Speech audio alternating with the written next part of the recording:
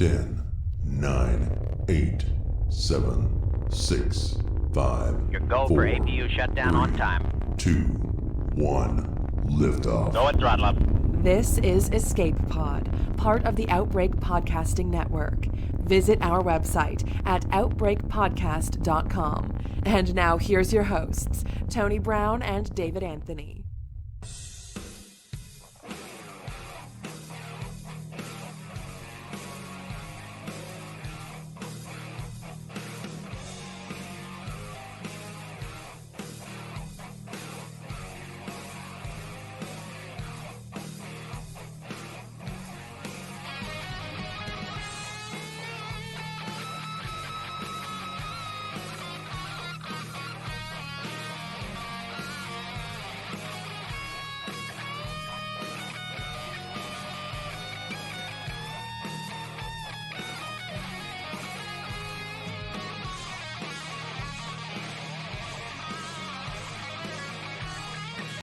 Oh yeah, welcome out to this episode of Escape Pod.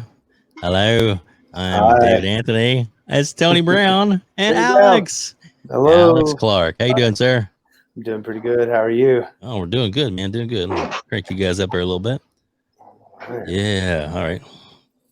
Pulled it down a little bit because the music was kind of jamming, and then now there we go. That's better.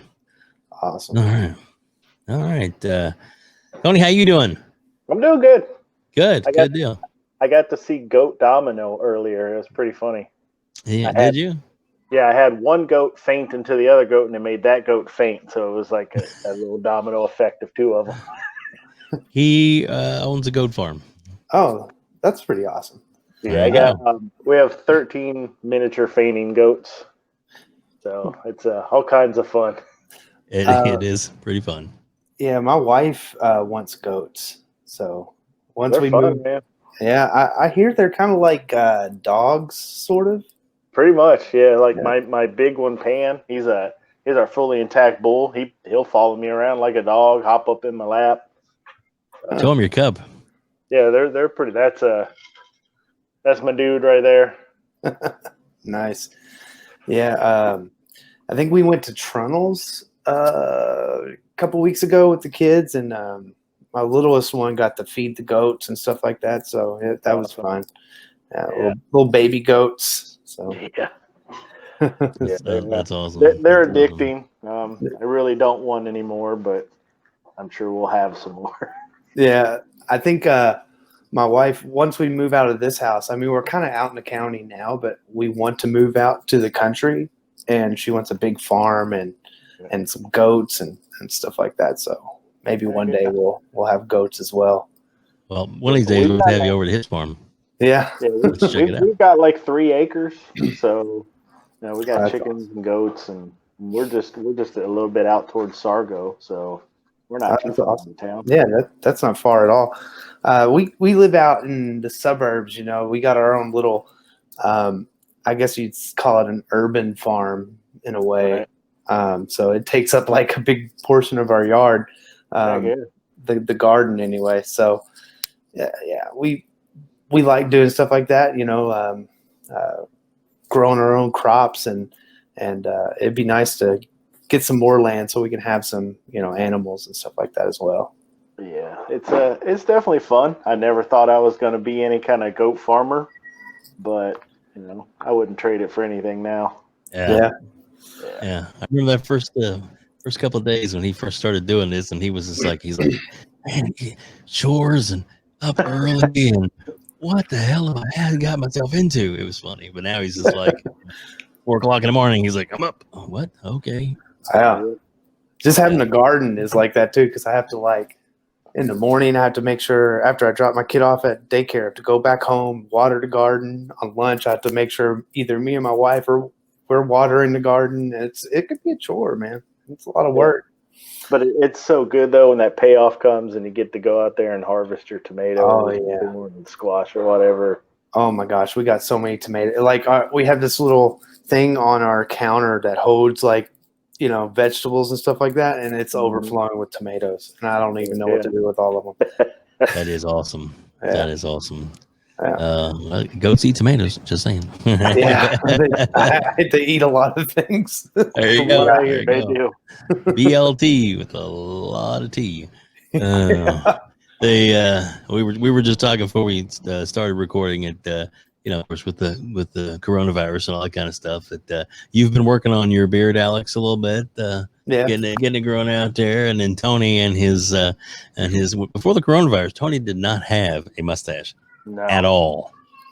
First At time all. in my life I ever grew a mustache. I am Nice. jealous of that mustache. I wish I could do that with mine. I just need to. I guess I need to grow it out a little bit longer. But Yeah, and that's all. Usually I just sit there all day long and just twist the other side while I'm at work.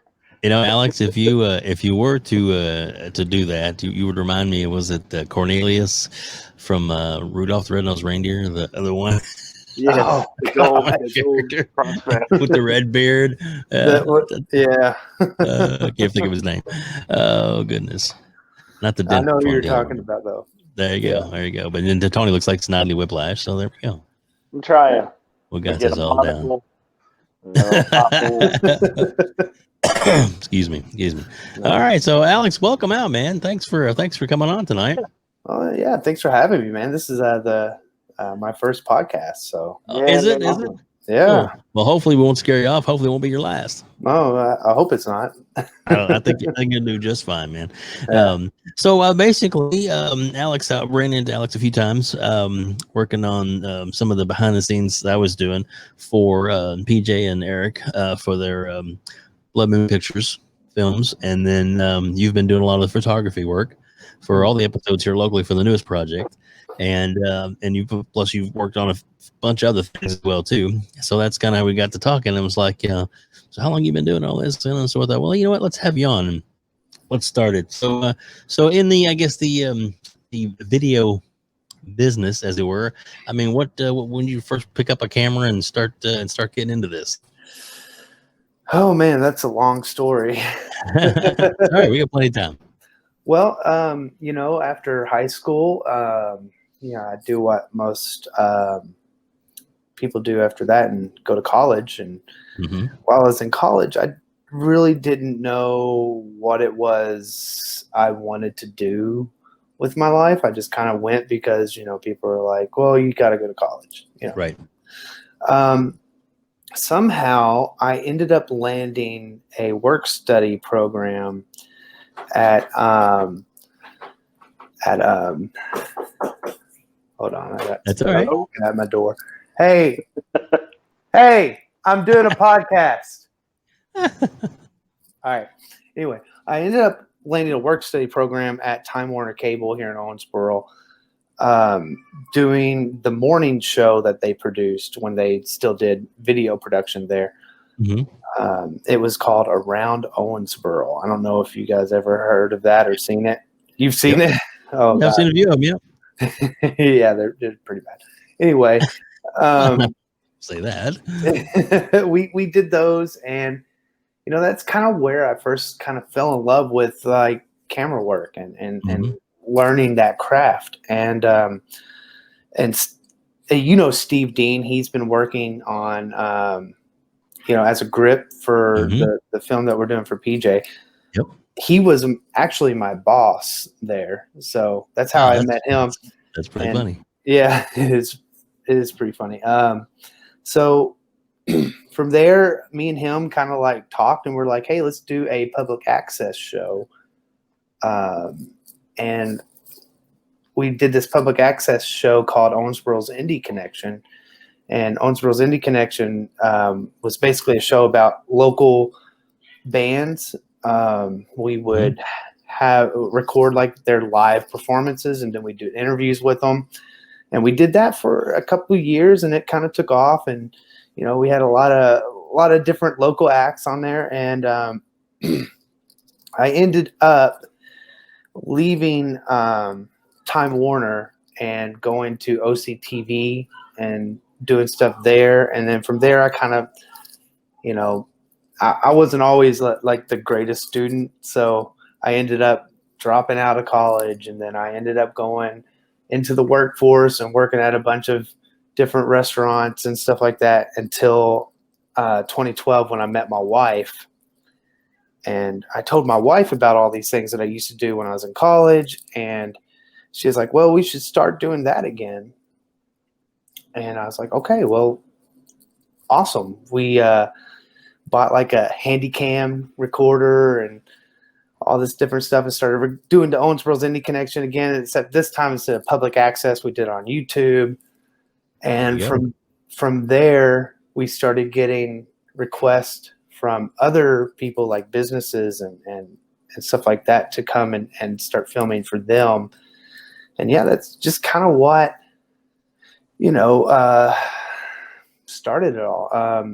For a while there, I thought I wasn't going to continue with that career after I dropped out of college and joined the workforce until my wife came in and was like, hey, you're pretty good at this. You should, keep doing that. So she kind of helped me jumpstart my career as a filmmaker. So that's awesome. That's good that you have somebody support you like that. Yeah. Totally. So was it always just did you always mean to do music, or is that just kind of the first thing you fell into?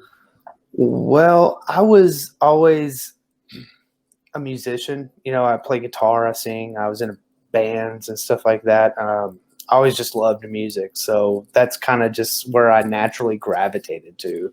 I was always I loved the arts. So,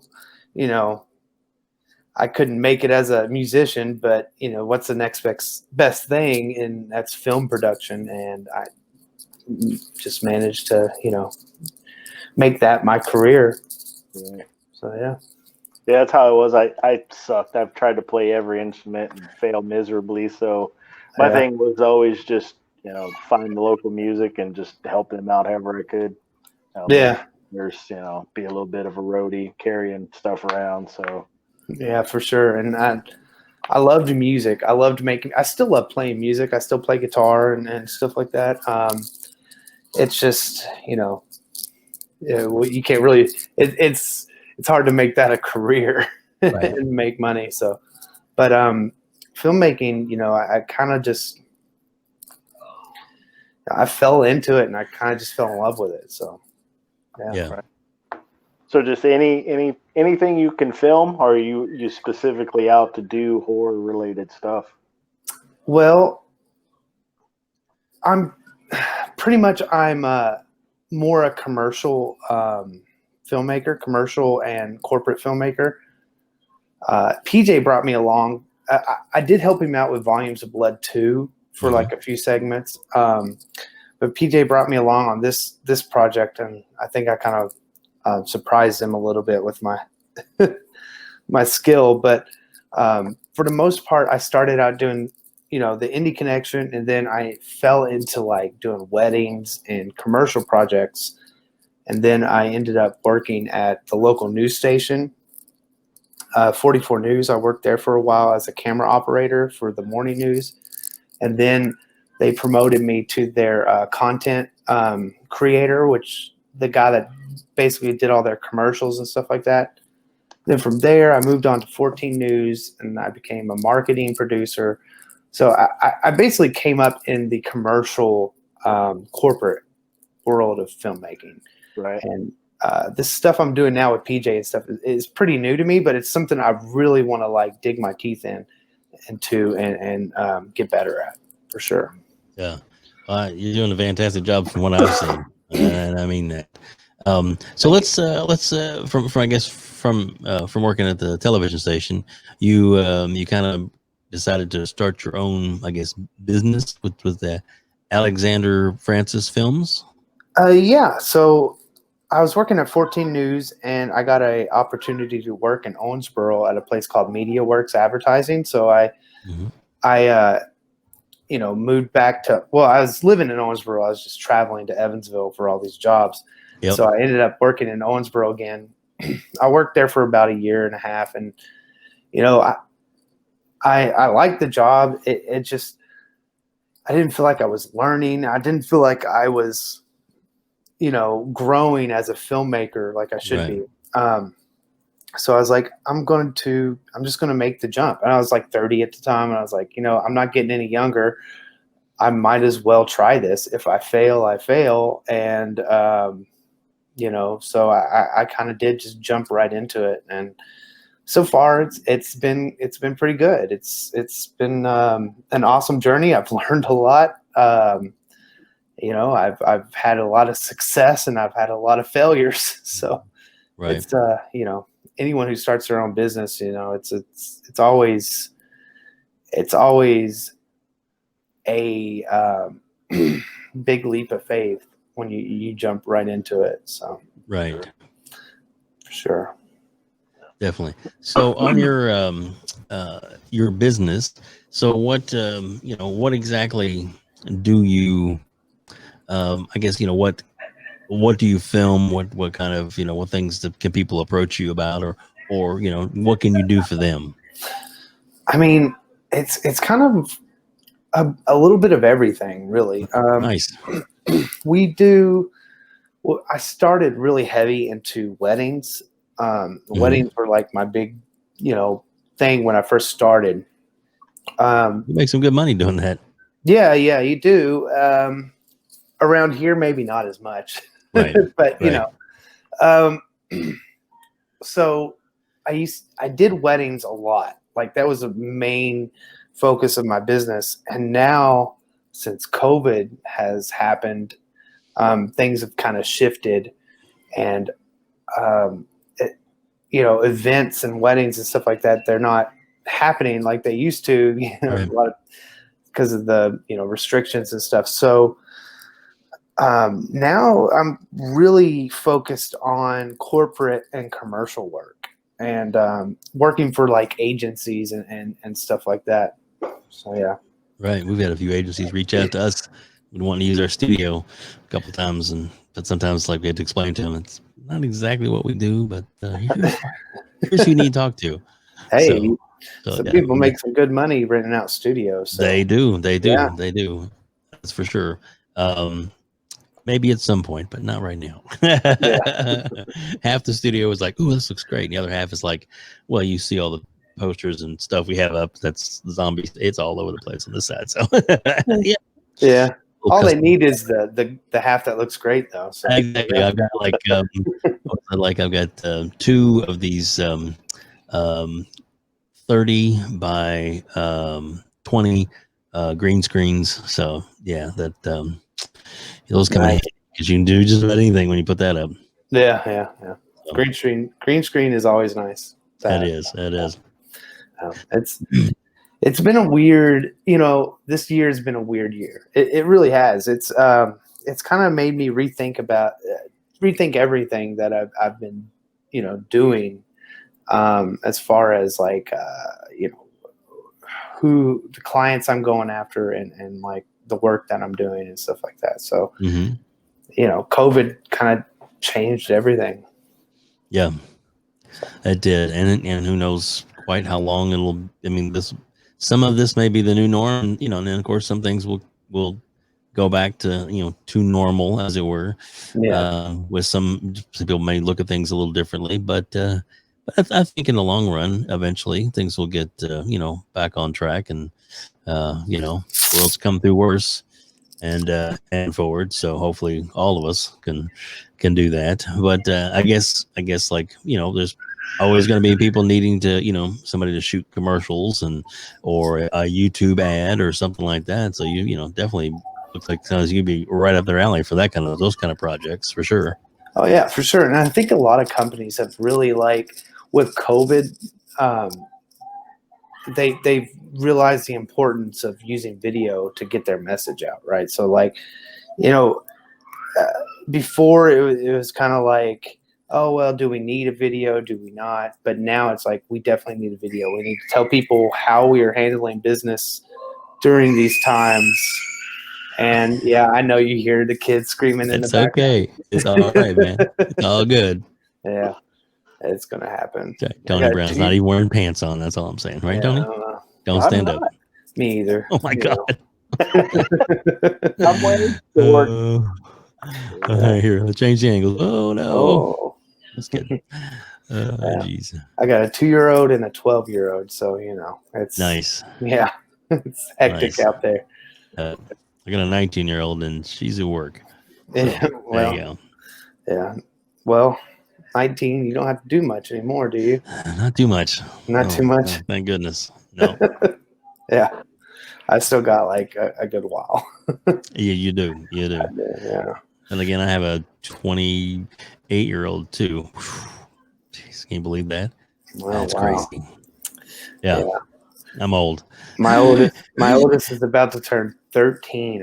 I'm not. I don't know if I'm super excited for the Age years? teenage years. Female?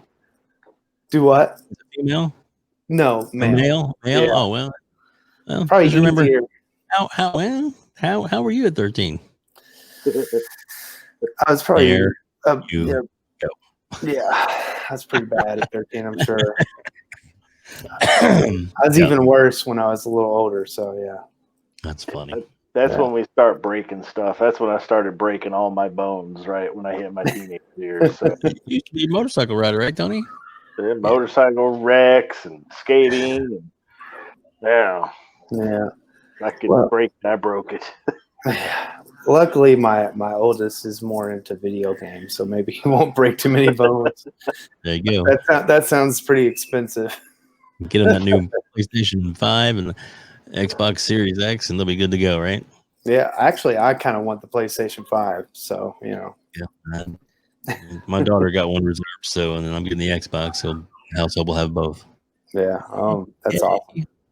Well, what, Tony? What? I just, one of these days I'll play a game again. Yep. That's I got him to play. What was it? Friday the 13th. The video game, bloody good? gory. Great. Oh man. Yeah, it's fun, bloody and gory. Yep. Is that on Xbox? On everything. On everything? Yep. I need to get that because I saw the previews for that. It looks fantastic. Oh yeah, and it's like $20, and you get all the content stuff now. Yeah, so all the downloadable stuff. So it's got tie-ins from all the movies pretty much, and it's fun. And then you go in and you'll either be one of 7 counselors, or you'll be, Jason. So, yeah, that's awesome. So that's really cool. It is a blast. Oh goodness. So I guess how did you first I guess meet up or hook up with Blood Moon Pictures, PJ Starks and Eric Huskisson? How did they coax you into working for them? So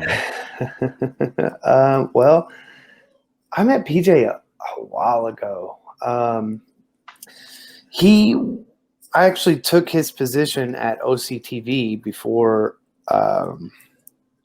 after I left Time Warner Cable. I went over there to work as an intern, and he was, I took his old desk basically when he left there. So I met PJ just through the guy that I worked with there, Rodney Newton. He did the first film that PJ did. What was that called? Hollow's Eve, I think. Yeah, there's that one, and then there was the one on 2nd Street, and A Mind Behind Itself. Yeah. I met him through that and through the Owensboro Indie Connection. There were some local bands that played on the soundtrack for his first movie. So he had like an event at FYE when that was still a thing. I remember that. Yeah. I remember that. And we recorded the bands that played there, and we interviewed PJ, and that's kind of where I first met him. And from that, he's kind of had me just do random things for him as far as filmmaking goes. And this is the first time I've really done DP work for him. So yeah. And didn't you direct one of these segments? Yes, I directed Christmas to Dismember.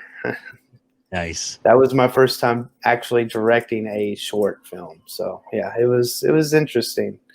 It was fun. It was a little stressful because I was doing both directing and I was also running camera at the same time. So yeah, it was a little wild, but I think it turned out pretty good. I always wondered Oh, how yeah. people did two things at once like that. Like I hear actors are acting while they're directing, and I'm like, how the hell do you direct yourself? Yeah, no, that's wild. I mean, it was difficult. Luckily, you know, PJ was there and Eric was there, and then we had a crew of people to just make it awesome. So if there was something, because when you're directing and you're running camera at the same time, sometimes there's things you can't really catch, so having like a good crew definitely helped out, so they could catch things that I didn't catch. So. Right. It would Yeah. seem like you would see a few things extra though too, because you're so focused on seeing what's going to be there that you might have a little bit more of an opportunity to be like, well, let's redo that over because I didn't catch it on the filming end the way I wanted to. Yeah, sort of. I think you're so focused on making sure everything like in your frame looks good that you can't really focus on other things like the actors and stuff like that. That's kind of the downfall of like trying to direct um, and be the DP at the same time, is that like it's there's so much that you have to focus on that you can't put full attention into everything. So having a good crew there with you too, to point things out that maybe you missed, Right. definitely helps. And that's I noticed. even, oh, go ahead. Go ahead. Oh, I said that's even true if you are, if you are just the director, like just having a good crew there that can you can bounce ideas off of is awesome.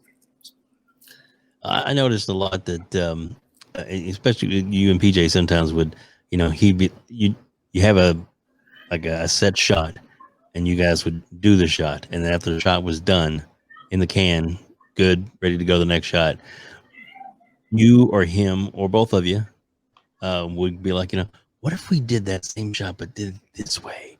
And you would try just a little different, but a lot of times it was like, oh my god, that worked out, so great. And it's being an independent, filmmaking. You seem like it's nice to be able to have the options and to be able to just, let's give that a shot, and that's it's because a lot of there's things that are ending up in the final production, that weren't necessarily the first vision, because you guys were, on the spot, and you're like, oh man, this elements here. Wouldn't it be cool if we did this? There's several times when you were like, let's pull back over here and let's try from behind the counter, and you get the forced perspective type stuff that really brings you into the action. I thought it was really cool. Yeah, for sure. I think collaboration on set is the biggest, like, if you are on set and it's just one person calling the shots and like no one else gets to collaborate, that's a no-go. You got to have collaboration with other people.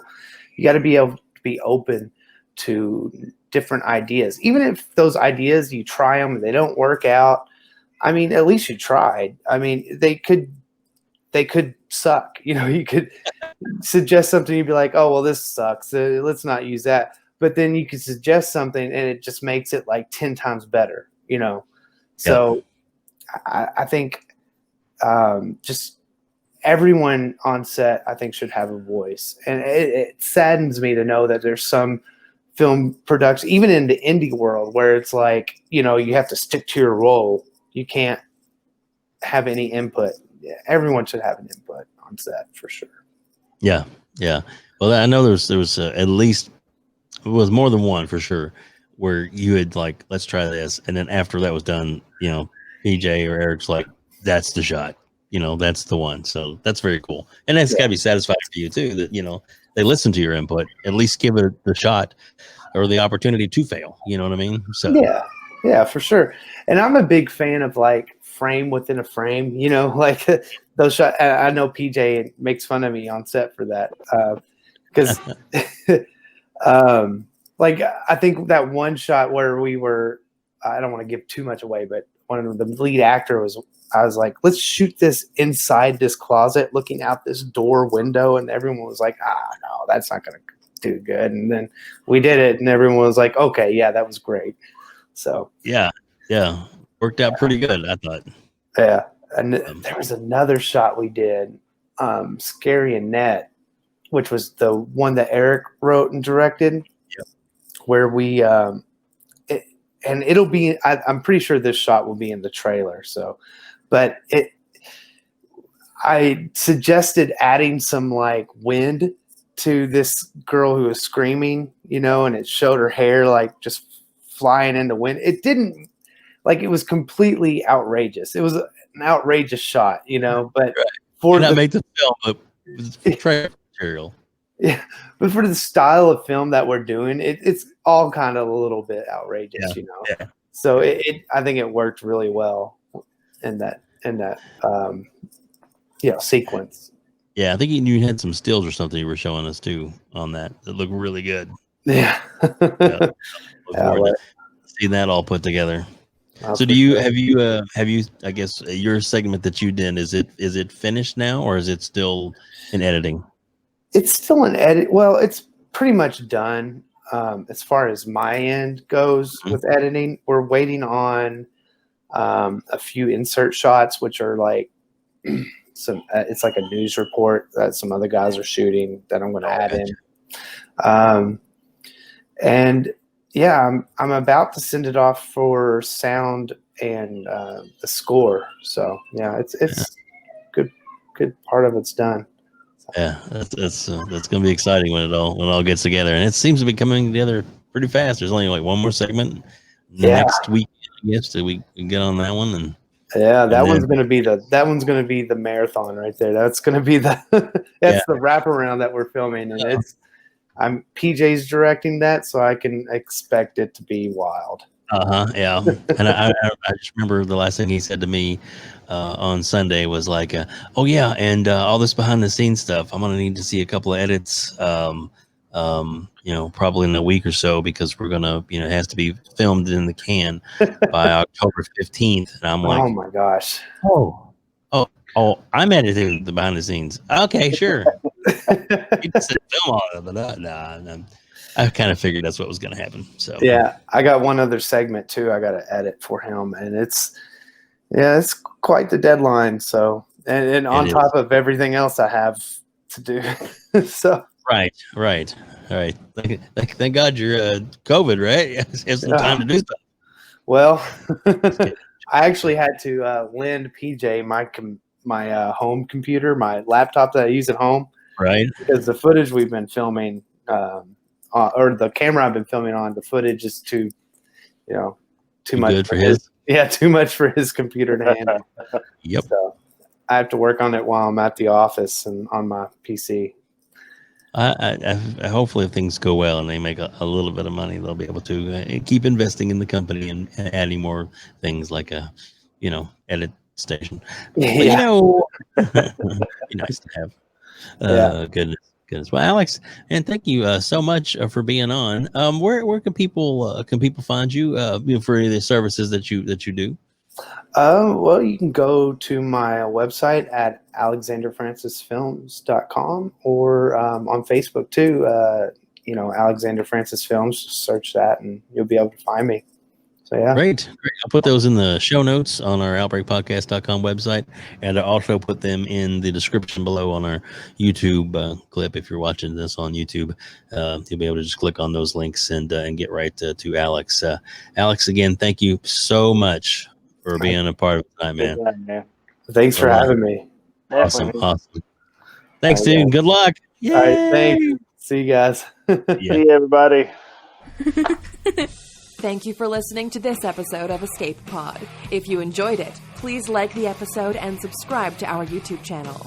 And if you would like to be a part of future podcasts, then email us at outbreakpodcast@gmail.com. And be sure to visit our website, outbreakpodcast.com, for more episodes, show notes, photos, and other podcasts on the Outbreak Podcasting Network. That's outbreakpodcast.com.